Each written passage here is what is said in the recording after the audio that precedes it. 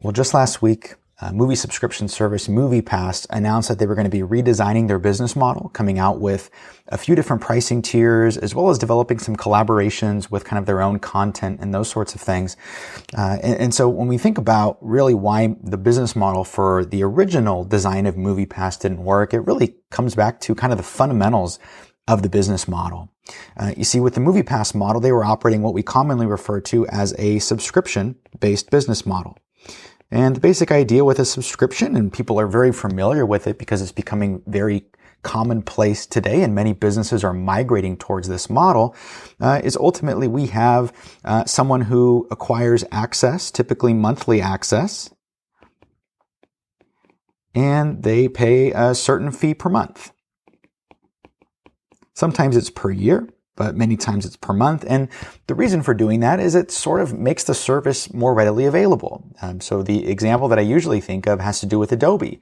And originally, 10 to 15 years ago, you could have purchased the entire Adobe suite of products on an actual physical like CD and download that to your computer, but you would probably pay $700 for the whole suite.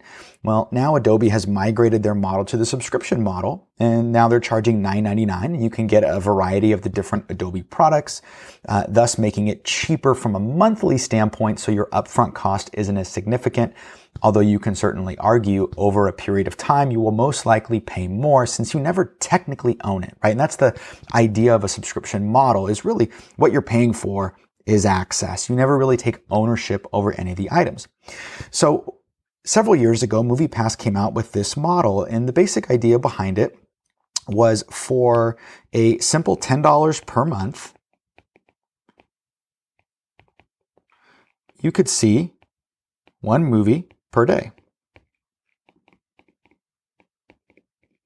And I'm sure you can imagine that they were able to acquire subscribers pretty quickly, because if you go to the movie more than once a month, this is a pretty good deal, right? Expenses or the cost of going to the movie has increased pretty dramatically. And so depending upon your market, could be anywhere from $10 to $15 for a movie.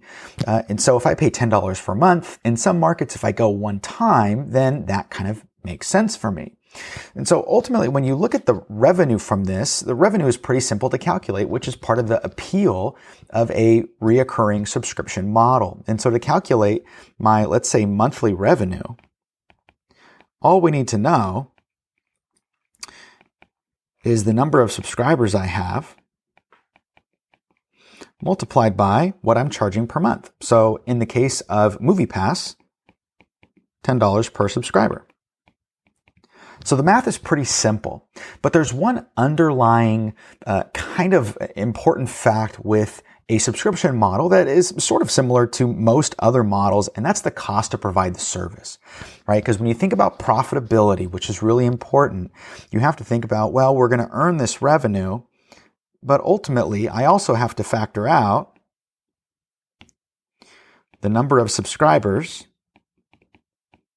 and subtract the cost per subscriber.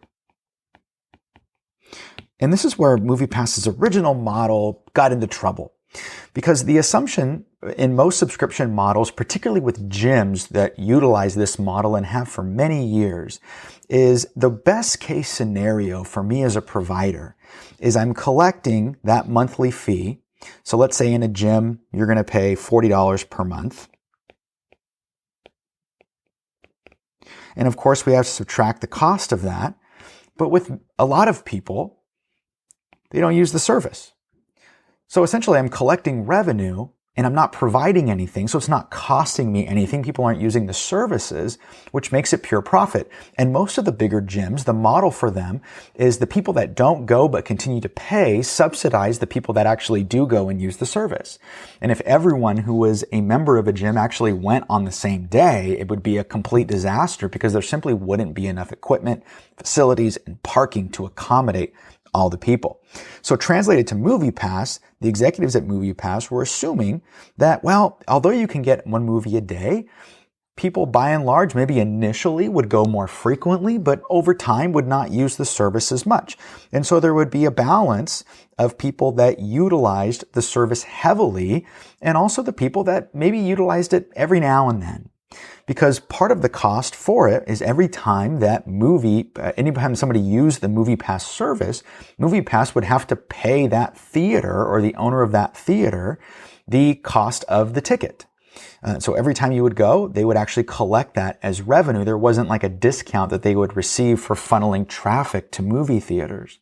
So I'm sure you can imagine that enough people thought this was a great idea and would literally go to 10, 15 movies a month. Thus, MoviePass is essentially collecting that same $10 from the person.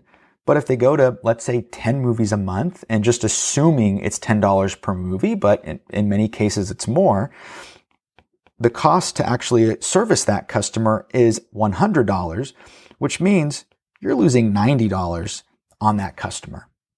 Now, there were enough of those instances that made it very difficult for MoviePass to operate a sustainable model, right? From a cash flow perspective, they were paying out so much money to the actual movie theaters, and they weren't generating enough revenue per subscriber to be able to justify it. So now with the new revamped MoviePass, there's a couple of differences, right? The first of which is they've got 3 pricing tiers, right? Starting at the $10 per month, which everybody knows, and then going to $25 per month. And there's a plan in the middle there as well. And so with each of those plans, there are different services. Again, thinking about the cost per subscriber, which is really, really important. The other thing is that MoviePass is working on collaborations. And so I believe their parent company has acquired some production studio. And so trying to utilize that sort of as an original content type thing in order to drive down the cost, of course, of providing the service. But that's a little about MoviePass, as well as some of the different challenges associated with the subscription model.